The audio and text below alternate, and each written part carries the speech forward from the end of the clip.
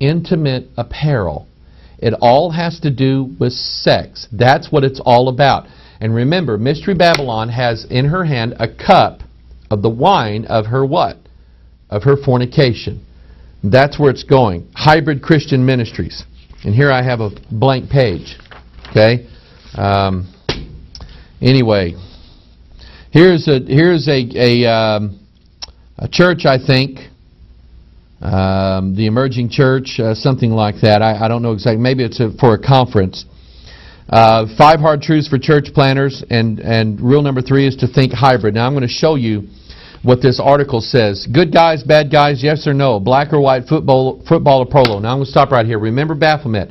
He is the fusion of opposites. Remember God. He's not. God is not male and female. God's not the man-woman. He's not the he-she.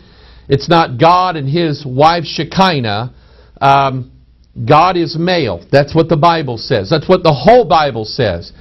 The God that is both male and female is Baphomet. He is the God of transformation. He is the fusion of opposites together. God said to take things that are opposite and separate them. Now, this is coming right out. This is indicative of what we're seeing in the church. So this guy writes an article, says yes or no, black or white, football or polo. Most of us prefer a world in which the good guys wear white hats and the bad guys wear black hats, but that's usually not the case. Listen to this. The truth usually lies somewhere in between. Get the wording here. The truth lies. Now he's not saying like lie down. The truth lies, opposites, somewhere in between. That's what these guys are going around telling everybody. If you read more than one translation, you'll hear God's voice somewhere in the middle of them. Listen to that spirit. So he says, think hybrid. I would encourage taking a different path. Think hybrid. In other words, think that yes can be no and no can be yes. And truth can be false and false things can be true. That's where they're going. So think sons of God fusing with daughters of men, creating a hybrid race. That's exactly what it's talking about. The DNA infusion. Youth with a mission. Here it is. Big ministry. All these kids going to what they know. They know. The kids in the church know that all they're going to is a rock concert. But they wrap it up in, we're going to have missionaries. We're going to send money to Africa. We're going to do all these nice. We're going to feed little kids with their bellies swollen up. That's what we're going to do. Now these kids know they're going to a rock concert, but it's setting them up.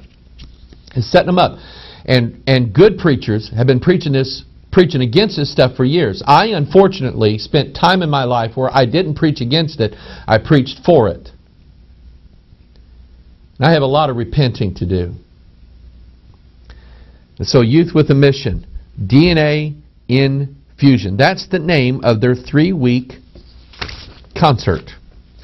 The article says, as we talk about DNA, we will discuss the core foundations of who we are and who we are created to be.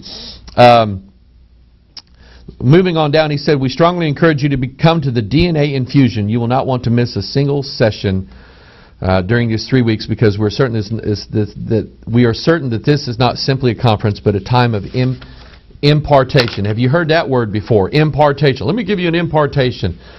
Don't let any man lay hands on you suddenly. Okay? What a dangerous world we live in, people. What a wicked, terrible, terrible time. We're going to have to come out of the big ministries. We're going to have to come out. We're going to have to come out. Some people don't like that. Some people want to hang on. I don't listen. If you want to hang on as long as you can. Hang on as long as you can. But at some point, okay, there's a line. God always draws lines. Okay? And God said it's either here or there. Now I will tell you that the shepherd is already separating the sheep from the goats. He's already doing it, people. And I'm going to ask you, whose side are you going to be on? I decided that I couldn't go along with a denomination that was wanting to change our church's DNA. And I knew what that meant even before I knew all this stuff. I knew that I couldn't go along with a denomination that would not promote this King James Bible.